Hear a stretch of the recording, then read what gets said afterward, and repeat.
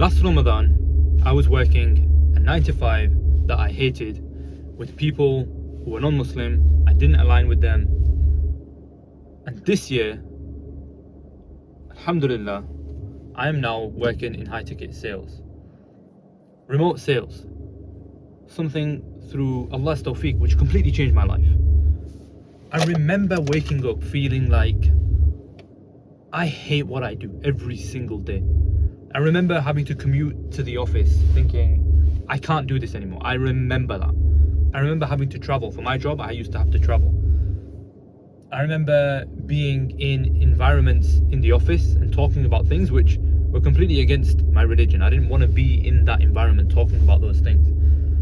And honestly, when I look back to that, I'm so grateful for where I am today. And I want the people who watch this, I want people who follow me or just come across this video, I want you all to feel this feeling, because it is such a blessed feeling. Like, it's such an amazing feeling knowing that you can work from anywhere in the world, you can make money, you can choose the environment that you work in, and you have flexibility over your time.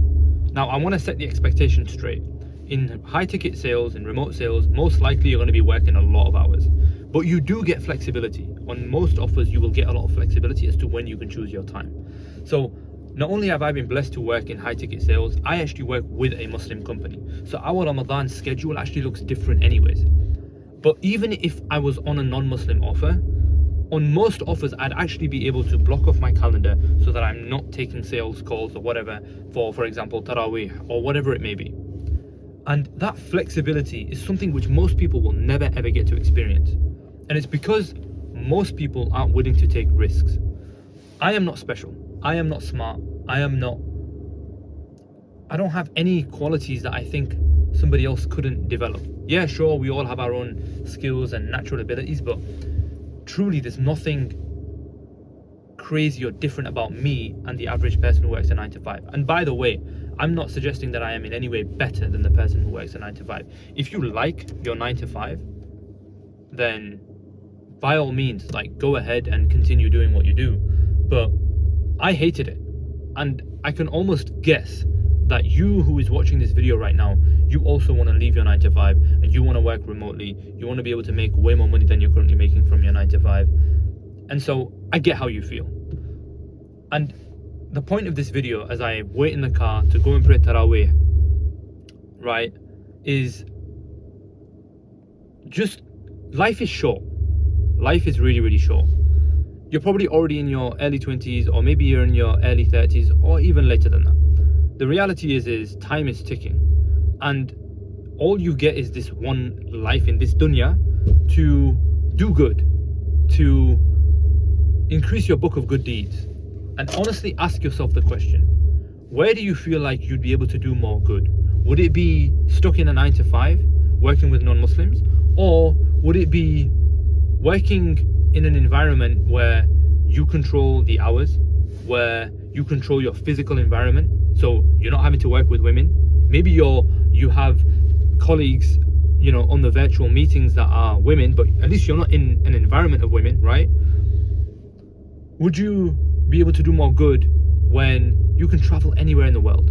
Would you be able to actually do more good if you were able to make more money than your average 9 to 5 does, right? You're probably making anywhere between 2 to 4k a month.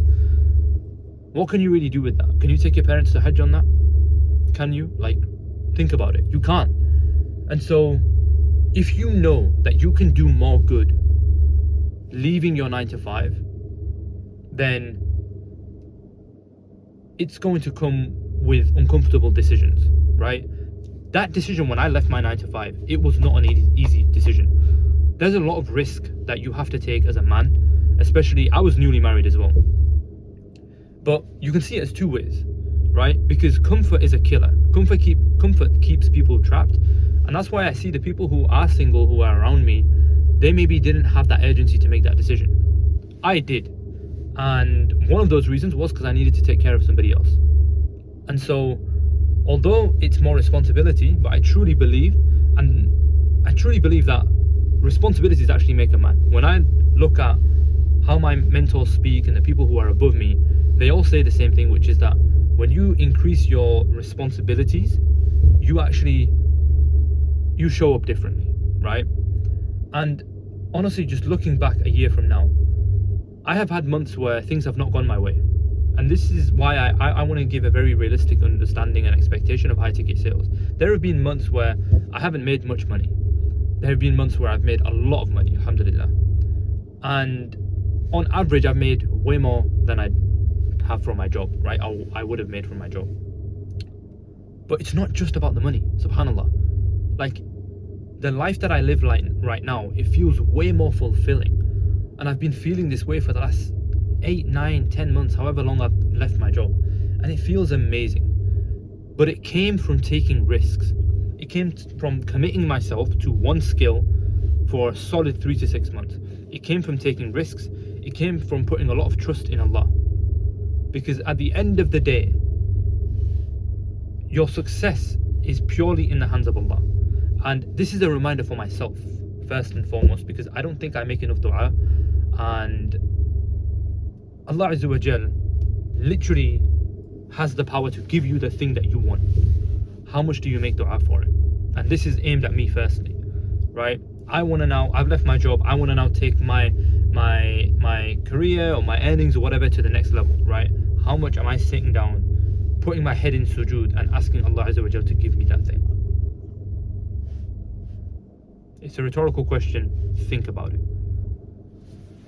But I made this video really to just inspire some of you, because I know what it means to be a young man in the UK where you're just making enough money to get by. And I know how much I hated that feeling. The reality is nothing in life is for free. So if you want something, you're gonna have to go out there and get it. But with trust in Allah, with showing up every day for a very short period of time, think about it, ikhwa, 3 to 6 months. That is not that long. You go to university for 3 years and you pay like 30, 40, 50k just to get that degree. 3 to 6 months is not a long time. Let's say 6 months. Let's say a year. A year is not a long time for you to completely change your whole life and start making like 10k a month. People have made that a lot less, in a lot less than time than a year. But let's just say if somebody was to tell you it's going to take you a year to make 10k a month, but you have to dedicate yourself every single day to this one skill, show up, and really try your hardest to make it work. Would you do it? Yes, you would. And if you wouldn't, I mean, that's on you, but 90% of people would be able to change their lives with 10k a month. There's levels to wealth, obviously, but I can only speak to how it felt going from leaving my job or working my job to leaving my job and having complete remote freedom, go on holidays. That feeling was such an amazing feeling and is such an amazing feeling. And I want my brothers to feel the same. And so pick a skill, commit yourself for the next 3 to 6 months, make sure it's halal, and give everything you have for the next 3 to 6 months to that one skill. And put your trust in Allah and make a lot of dua to Allah, and always try to renew your intentions as to why you're doing it in the first place. Because if you're truly doing it to get closer to Allah, to take your family to Hajj, to move to a Muslim country, that is an intention which is good. How would Allah not help you with that? Think about that. Just think about that. May Allah grant you guys all success. I need to head off to Taraweeh, and I'll catch you on the next one. Assalamu alaikum wa rahmatullah.